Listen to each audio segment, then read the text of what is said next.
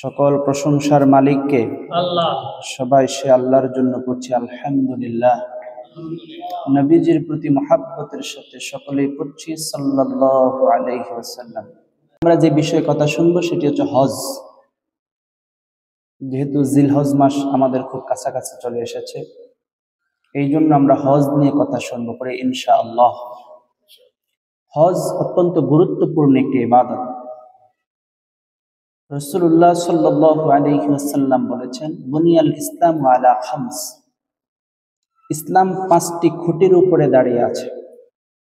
এই 5টি খুঁটির অন্যতম একটি খুঁটির নাম হচ্ছে হজ। হজ শব্দের অর্থ হচ্ছে সংকল্প করা, ইচ্ছা পোষণ করা। তাই ইসলামের নবী বলেছেন, হজ হলো ইসলামের 5টি খুঁটির একটি খুঁটি। ওখানে বড় সুন্দর নিদর্শন রয়েছে। প্রবেশ করলে নিরাপদ হওয়া যায়, কিন্তু সবার উপরে ফরজ নাকি কিছু মানুষের উপরে ফরজ? আল্লাহ রাব্বুল আলামিন কুরআনুল কারীমের ভিতরে এই ঘোষণাটাও দিয়ে জানিয়ে দিলেন, না না না, পৃথিবীতে তো অসংখ্য মানুষ বসবাস করে, নারী পুরুষ ধনী গরিব, কিন্তু সবার উপরে ফরজ না। ওয়ালিল্লাহি আলান নাসি হিজ্জুল বাইতি মান ইসতাতা ইলাইহি সাবিলা। যারা এই মাকাম ইব্রাহিমে অর্থাৎ হজ করার সামর্থ্য রাখে, ওইখানে যাওয়া এবং আসার সামর্থ্য যার আছে, অর্থনৈতিক সাপোর্ট যার আছে, শারীরিক সুস্থতা যার আছে, ওই রকম প্রত্যেক নারীর এবং পুরুষের উপরে হজ করা ফরজ। সুবহানাল্লাহ। আপনি ইমানদার কিন্তু গরিব, আপনার মনে ইচ্ছা আছে কিন্তু আপনি গরিব, আপনার মন খুব চায় আপনি মাকাম ইব্রাহিমে যান, আপনার মন চায় কাবা ঘরের কাছ থেকে গিয়ে দু চোখে কাবার গিলাফকে আপনি একটু দেখেন, কাবা ঘরকে আপনি একটু স্পর্শ করেন, কিন্তু অর্থনৈতিক সাপোর্ট নেই, গরিব। আল্লাহ বলছেন, তুমি যে গরিব তোমার উপর আমি ফরজ করি নাই। যারা ওখানে যাওয়ার সামর্থ্য রাখে, এখন আপনার টাকা আছে কিন্তু অসুস্থ, আপনার উপরে ফরজ না। আপনি যদি সুস্থ থাকেন আর অর্থনৈতিক সাপোর্ট, ওখানে যাওয়া এবং আসা, ওখানে থাকার যে খরচ, ওটা যদি থাকে, তাহলে আপনার উপরে হজ যিনি ফরজ করেছেন তিনি কে? রাসূলুল্লাহ বলছেন, রাজা কামা ওয়ালাদাতুহু উম্মুহু। ওই ব্যক্তি এমন ভাবে সেখান থেকে বের হয়ে পড়ে যেই দিন তার মা তাকে প্রসব করেছিল, ওই দিনের মতো আল্লাহ পাক তাকে নিষ্পাপ বানায়া বের করে দেয়। রাজা কামা ওয়ালাদাতুহু উম্মুহু। যে ব্যক্তি পাপাচারে লিপ্ত হলো না, হজ করতে গিয়ে গুনাহের কাজে লিপ্ত হলো না, ঝগড়া বিবাদে লিপ্ত হলো না, আল্লাহ রাব্বুল আলামিনের নির্দেশ এবং রাসূলুল্লাহর দেখানো মতো করে যারা হজকে সম্পন্ন করলো, তার অবস্থাটা কেমন হয়? রাজা কামা ওয়ালাদাতুহু উম্মুহু।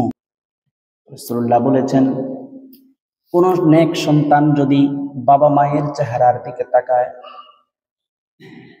কোন নেককার সন্তান যদি মা বাবার চেহারার দিকে একটু শ্রদ্ধা আর ভালোবাসার নজরে তাকায়, আমার আল্লাহ রাব্বুল আলামিন ওই সন্তানের আমলনামায় এক একটা কবুল হজের সওয়াব দিয়ে দেয়। সাহাবীরা প্রশ্ন করলেন, ইয়া রাসূলুল্লাহ, কোন সন্তান যদি দৈনিক যদি 100 বার বাবা মার চেহারার দিকে তাকায়, তাহলে কি 100টা কবুল হজের সওয়াব হবে নাকি? রাসূলুল্লাহ বলছেন, আল্লাহু আকবার ওয়া আতিয়াব। অবশ্যই কোন সন্তান যদি দৈনিক 100 বার মা বাবার চেহারার দিকে ভালোবাসার নজরে তাকাইতে পারে, আমার আল্লাহ রাব্বুল আলামিন ওই সন্তানের আমলনামায় 100টি কবুল হজের সওয়াব দিয়ে দিতে পারে। আপনি হজে যাবেন, টাকা খরচ হবে, কঠোর পরিশ্রম হবে, কিন্তু হজটা কবুল হয়েছে এমন কোনো নিশ্চয়তা আমাদের কারো কাছে নাই। আপনি হজে গেলেন কিংবা আপনার বাবাকে হজে পাঠালেন, হজ করে আসলো, আপনি তাকে এগিয়ে আনার জন্য বিমানবন্দর গেলেন, এয়ারপোর্টে গিয়ে বাবাকে রিসিভ করলেন, বাবাকে রিসিভ করে বললেন, বাবা রে, অনেক টাকাই তো খরচ হলো, সময়ও তো অনেক লাগছে, অনেক কষ্ট আপনার হজের সফরে হয়েছে, বাবা বলেন তো হজটা কবুল হয়েছে কিনা? আপনার বাবা কেঁদে বলবে, বাবা রে, সময়ও লাগছে, কষ্ট অনেক হয়েছে, টাকাও খরচ হয়েছে, তা ঠিক আছে, কিন্তু হজটা কবুল হয়েছে এমন কোন নিশ্চয়তা আমার কাছে। কিন্তু জান্নাতি নবী বলে, হে আল্লাহর বান্দা, যদি তুমি তোমার বাবা মার চেহারার দিকে তাকাতে পারো, আর মন থেকে ভালোবাসার নজর যদি বাবা মার চেহারায় দিতে পারো, তাহলে আল্লাহ রাব্বুল আলামিন প্রতি দৃষ্টির বিনিময়ে তোমার আমল নামায় গ্যারান্টি যুক্ত কবুল হজের সওয়াব ততগুলো দিয়ে দিবে। কিন্তু আখিরাতে প্রতিদান হিসাবে কি পাবো? অনেক টাকা খরচ করব, অনেক সময় লাগিয়ে হজ করব, হজের সফরটা বড় কষ্টের সফর, পরকালে প্রতিদান হিসাবে কি পাবো? জান্নাতি নবী বলেন, কেউ যদি হজে চলে যায় আর হজের হুকুম আহকাম যদি ঠিক মতো পালন করে, তার হজটা যদি কবুল হয়ে যায়, লিল হাজ্জাতিল মাবরুরা সাওয়াবুন ইল্লাল জান্নাহ। কেউ যদি হজ করে আর ওই হজটা যদি হাজ্জাতাম মাবরুরা হয়ে যায়, সাওয়াবুন ইলাল জান্নাহ, ওই ব্যক্তির প্রতিদান জান্নাত ছাড়া আর কিছুই না। সুবহানাল্লাহ পড়েন। তার মানে আপনি যদি হজে চলে যেতে পারেন আর ওই হজের হুকুম আহকাম যদি মেনে সম্পন্ন করতে পারেন, তাহলে প্রতিদান হিসাবে থাকবে সাওয়াবুন ইল্লাল জান্নাহ, জান্নাতের মতো প্রতিদান। বলুন তো আমরা আর কি চাই? যদি একটা হজ কবুল যোগ্য হয়ে যায়, বেগুনাহ যদি হয়ে যেতে পারি, আর সাওয়াবুন ইল্লাল জান্নাহ, এইভাবে যদি আমরা জান্নাতকে পেয়ে যেতে পারি, মুমিনের জীবনে আর কি প্রয়োজন? ওই জান্নাতের ভিতরে কোনো নেয়ামতের ঘাটতি নাই।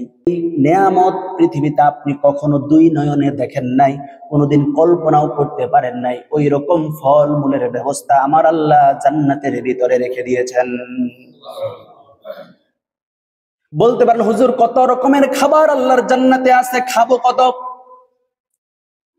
রাসূলুল্লাহ বলছেন, জান্নাতের ভিতরে কেউ যদি মনে মনে ইচ্ছা পোষণ করে, আমি এখন একটু দুধ খাবো, সে গিয়ে দুধের গ্লাস হাতে নিতে হবে না, দুধের গ্লাস নিজে ওই জান্নাতি ব্যক্তির মুখের কাছে চলে আসবে। জোরে করে সুবহানাল্লাহ। গাছের ভিতরে আঙ্গুর ফল ঝুলতেছে, আঙ্গুর গাছে উঠতে হবে না, আপনি ছিটতে হবে না, বরং অটোমেটিক আঙ্গুর ফল আপনার মুখের মধ্যে চলে আসবে, আপনি গ্রহণ করলেন। বলতে পারেন, হুজুর কত খাবো, খাওয়া কি যাবে? আমাদের বর্তমান পারিবারিক অবস্থা হলো, একবার যদি খাওয়া যায় দ্বিতীয়বার খাওয়া যায় না। জায়গায় একটু রাখলে হালকা কিছু খাওয়া যায়, বদহজম হওয়ার সম্ভাবনা থাকে। কিন্তু জান্নাতের ভিতরে যত গ্রহণ করা হবে, কোনো বদহজমের সম্ভাবনা তা নাই। একটু ঘাম বের হবে, একটু ঢেকুর আসবে, মুহূর্তের ভিতরে পেটের সকল খাবারগুলো হজম হয়ে যাবে। মা লা আইনুন রাআত ওয়ালা উযুনুন সামিআত ওয়ালা খাতারা আলা কলবি বাশার। পৃথিবী। আমিন। আকুলু কওলি হাযা ওয়াস্তাগফিরুল্লাহ লি ওয়া লাকুম ওয়া লিসাইরিল মুসলিমিনা মিন কুল্লি যানবিন ফাস্তাগফিরু ওয়া আতুবু ইলাইহি ইন্নাহু হুয়াত তাওয়াবুর রহিম। আসসালামু আলাইকুম ওয়া রাহমাতুল্লাহ।